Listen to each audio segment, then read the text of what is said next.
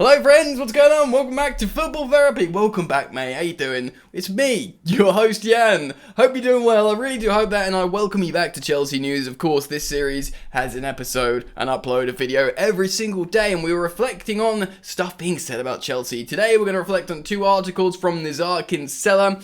I've missed a couple of his recent ones when I've been reporting from the Telegraph and the Athletic. We are going to talk about what he says about the Saudi bid that reportedly was made before the deadline.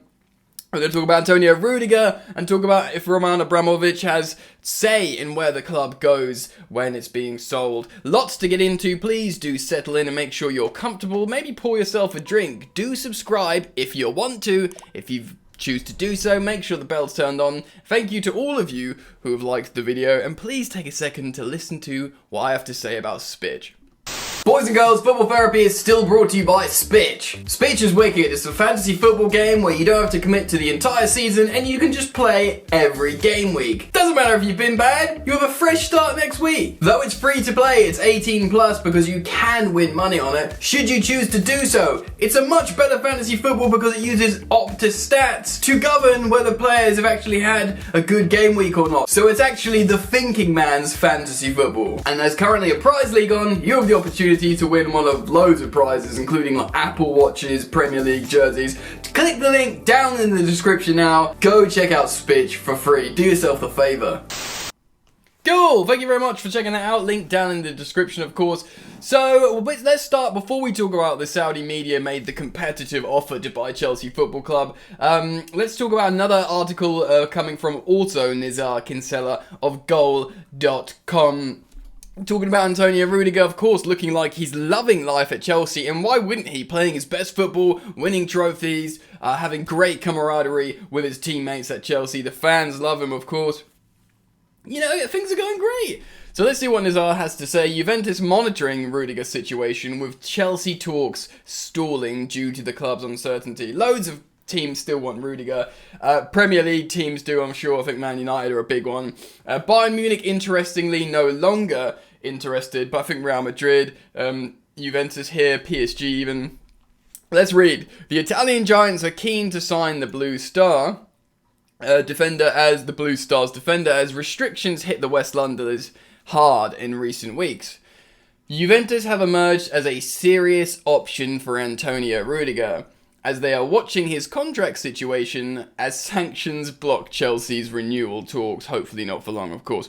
The Blues are no longer to renew the 29-year-old's deal, despite significantly progressing talks before Roman Abramovich was sanctioned by both the UK and European Union. The terms of the sanctions include Chelsea preventing, it's basically Chelsea can't extend anyone's contract. And we have a load of people who are out of contract. Of course, it's important to note that if Chelsea have the sanctions lifted, things should immediately go back to normal, and Rudiger, should he want to, be able to re-sign with Chelsea. Excuse me, a bit snotty. Though, it does look like that Chelsea were making great progress with Rudiger. The reports are suggesting that they had agreed wages with him, and he generally wants to re-sign for Chelsea. It's just a signing on fee that was the stumbling block. Who wants Rudiger? Reports in Italy suggest the defender has already signed for the Turin club. But several sources have denied that to Goal. Alongside Juventus, Real Madrid, PSG and Bayern Munich have all had talks with Rudiger, but have struggled to meet wage demands. And of course, I think since either Fabrizio Romano or Christian Falk has ruled out Bayern Munich, indeed, Rudiger is keen on remaining at Stamford Bridge, where he's enjoyed brilliant form under Thomas Tuchel, playing more minutes than any other player this season. Wow. Before the owner was sanctioned, Chelsea had agreed a salary close to 200k a week, which would make him their best paid defender ever, all time. Boom! However, there's still a difference on signing on fees and agent fees. Ugh. Ugh. Whenever you hear agent fees, you're like, gross. When will Chelsea be able to restart talks? They can restart talks once they have resolved the ownership, like I said. Several candidates are in talks with the Rain Group. We're going to talk, and we've spoken about that. Please do go check out my upload yesterday where I go through all potential buyers and sort of like rank them. That was from Matt Slater of The Athletic. I probably read out about 25% of that article, but I gave you like a brief sort of rundown of potential buyers. So Nizar goes on to talk about that. Basically, let's wrap up Rudiger before we talk about Saudis. Yeah, man, like, it's really, really important. It does seem like Rudiger really does want to re-sign with Chelsea. I think he recognises he's playing his best football here. I think he recognises what Chelsea have and what he has in Thomas Tuchel. He's happy here. I think his children have been born in the UK. He doesn't want to leave Chelsea.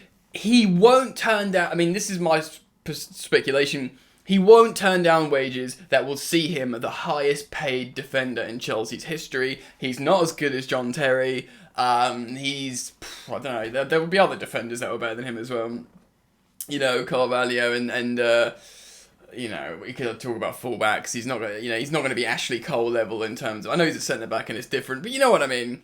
He's not better than Thiago Silva, but contextually, because of his age and the contract length, it's going to be more money. We need to re-sign him. He wants to stay. He'll probably agree wages. I think probably when Chelsea get new owners, they'll want to do a PR win, whoever they are, whether it's Bowley, whether it's Ricketts, whether it's the Saudis, whether it's Candy's consortium. Still sounds like a sweet shop. They'll be like, right, what can we do first to get the fans on side? Get Rudiger signed. Break, like, you know, if he needs a bit more money for the signing on fee, just get it done. It's a feel-good factor thing. Let's get that over the line. Step one. I genuinely believe that. Alright, so let's talk about Naz's article on the Saudi bid. He was getting a lot of flack, unfairly, on social media, on Twitter, because there's a lot of stuff, because there wasn't any news on the Saudi consortium bid. You know, I was reading articles on The Athletic, and they just spoke about how there was unconfirmed bids, and then Nizar was getting a lot of unfair abuse on social media. Nizar's information is good. He's a good journalist, and yeah, and he's since come out and said, yeah, there's a receipt from Rain. They have put in a bid. So let's read what he has to say. The Blues have around 30 options for a new owner, with one of them coming from a Middle Eastern consortium. By the way, there was between 150 to 200 parties that originally or initially expressed interest, and then 30 options that probably put the money down. 30 billionaire groups, gangs that are trying to get Chelsea. Sanctioned Chelsea, by the way, because, and you know, a Chelsea that made hundreds of millions of loss recently. But again, we said it before, we'll say it again, all debt is wiped away, and we're champions of Europe. Prime real estate in southwest London, Kings of the Kings Road. Everybody wants that. Saudi media made an offer to the New York investment bank Rain Group to buy Chelsea just an hour ahead of deadline. Woo! Snuck in at the end, in stoppage time. The private consortium headed by businessman Mohammed Al-Karaji. Al-Karaji? I'm really hoping I'm getting that right. Please do write that down phonetically in the comment section if you know how to pronounce it, and indeed if I've been pronouncing it wrong.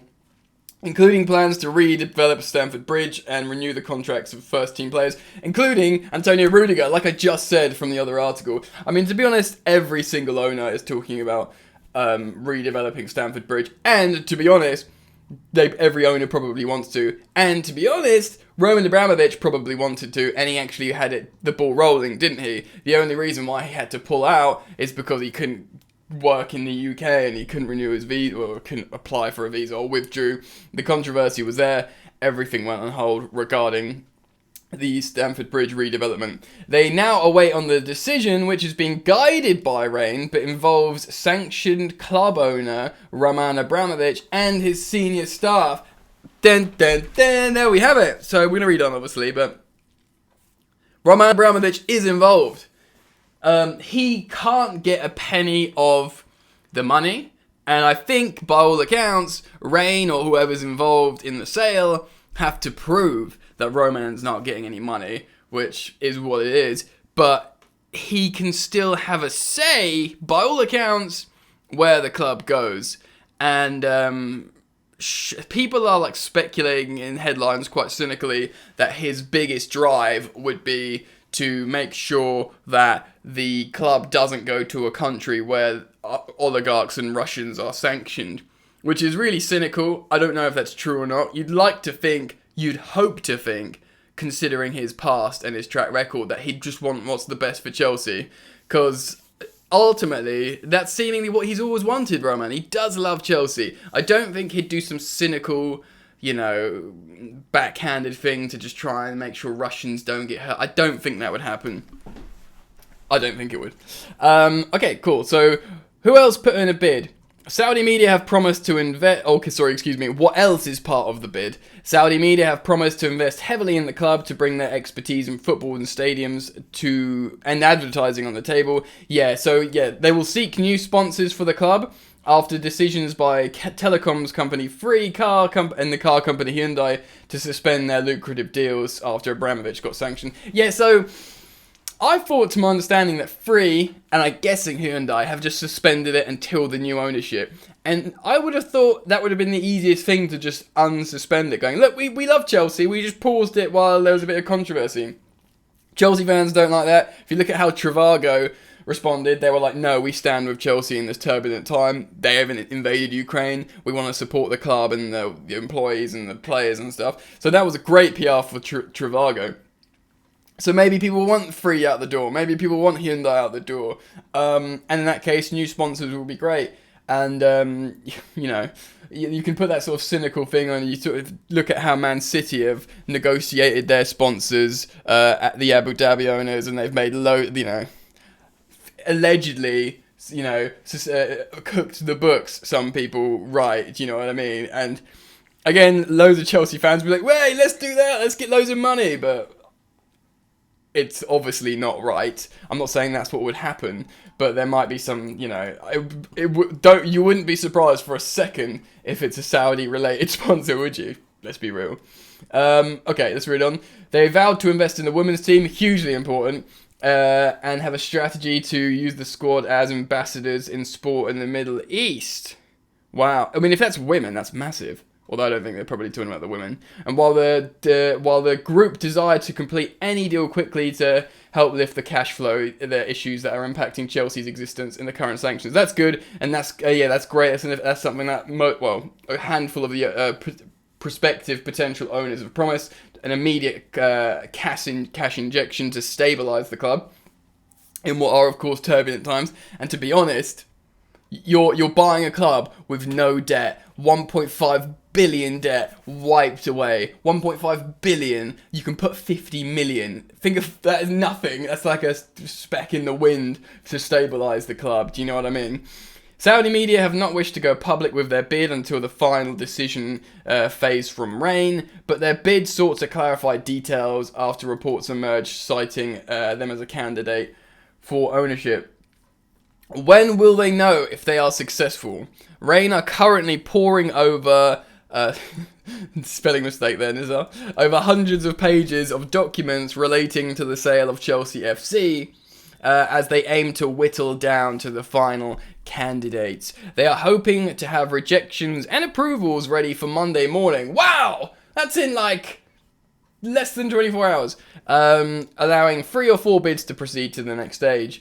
Then the remaining bidders will see their plans presented to the Premier League and assessed by the latter's legal team. Chelsea senior staff are keen to see a bid go through before the next match against Brentford, which takes place on the 2nd of April. Wow. Okay, so, basically they have got a bid in. You can completely understand because of the controversial... There's not great lighting here. Because of the controversial nature of the Newcastle takeover, that they didn't want a lot of media. They didn't want a lot of headlines, so they snuck in an hour before the deadline. And we'll see what happens there. There will be owners and directors tests. If the Saudi media group can categorically prove that they've got no link with, the Saudi government and the royal family and stuff like that, then you think they'd be able to get through. And there's an element of, well, the Newcastle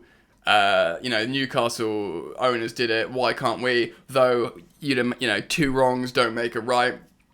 There's some people speculating that because of Newcastle, and though that's unfair on Chelsea in some ways, and because of the sanctions on Roman Abramovich, that would make it more difficult for them to get approved by the owners and directors test. It did take 12 months before for Newcastle. I think that's a huge stumbling block. If they are just a private company, then, they'll get approved, I guess, even though it will be very difficult to not prove links.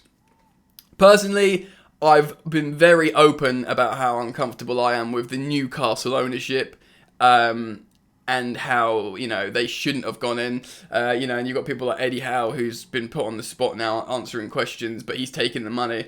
And I just I want what's best for Chelsea ultimately. I don't want controversy for another 20 years, and then sanctions or, whatever. I want what's best for Chelsea, and that's not always immediate vast amounts of money.